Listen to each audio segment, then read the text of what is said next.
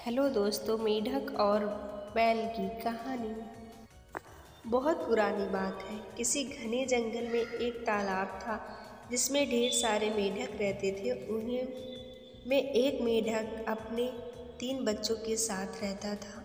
वो सभी तालाब में ही रहते थे और खाते पीते थे।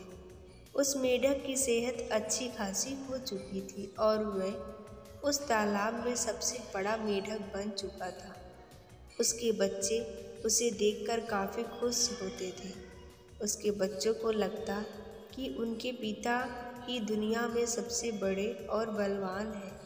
मेढक भी अपने बच्चों को अपने बारे में झूठी कहानियाँ सुनाता और उनके सामने शक्तिशाली होने का दिखावा करता था।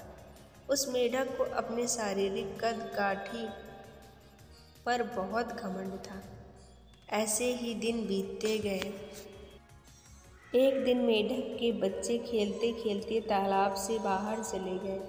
वो पास के एक गांव पहुँचे। वहाँ उन्होंने एक बैल को देखा और उन्हें देखते ही उनकी आंखें खुली की खुली रह गई। उन्होंने कभी इतना बड़ा जानवर नहीं देखा था। वो बैल को देखकर डर गए और बहुत ज़्यादा हैरान हो गए। वो बैल को देखे जा रहे थे और बैल मज़े से घास खा रहा था। घास खाते खाते बैल ने जोर से हुंकार लगाई। बस फिर क्या था, मेढक के तीनों बच्चे डर के मारे भागकर तालाब में अपने पिता के पास आ गए। पिता ने उनके डरने का कारण पूछा। उन तीनों ने पिता को बताया कि उन्होंने उनसे भी विशाल और ताकतवर जीव को देखा है। उन्हें लगता है वो दुनिया का सबसे बड़ा और शक्तिशाली जीव है। यह सुनते ही मेढक के अहंकार को ठेस पहुंची।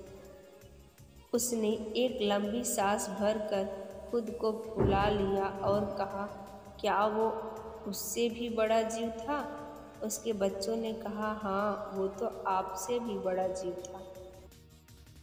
मेढक को गुस्सा आ गया। उसने और ज़्यादा सांस भरकर खुद को फुलाया और पूछा, क्या अब भी वो जीव बड़ा था? बच्चों ने कहा, ये तो कुछ भी नहीं, वो आपसे कई गुना बड़ा था। मेढक से यह सुना नहीं गया। वह सांस फुला फुला कर खुद को गुब्बारे की तरह फुलाता चला गया। फिर एक वक्त आया जब उसका शरीर पूरी तरह फूल गया और वो फट गया और अहंकार के चक्कर में अपनी जान हाथ में धो दी। कहानी से सीख, कभी भी किसी बात का घमंड नहीं करना चाहिए। घमंड करने से खुद का नुकसान होता है, दूसरों का नहीं। हमारे चैनल को please like, comment, share, subscribe ज़रूर करें।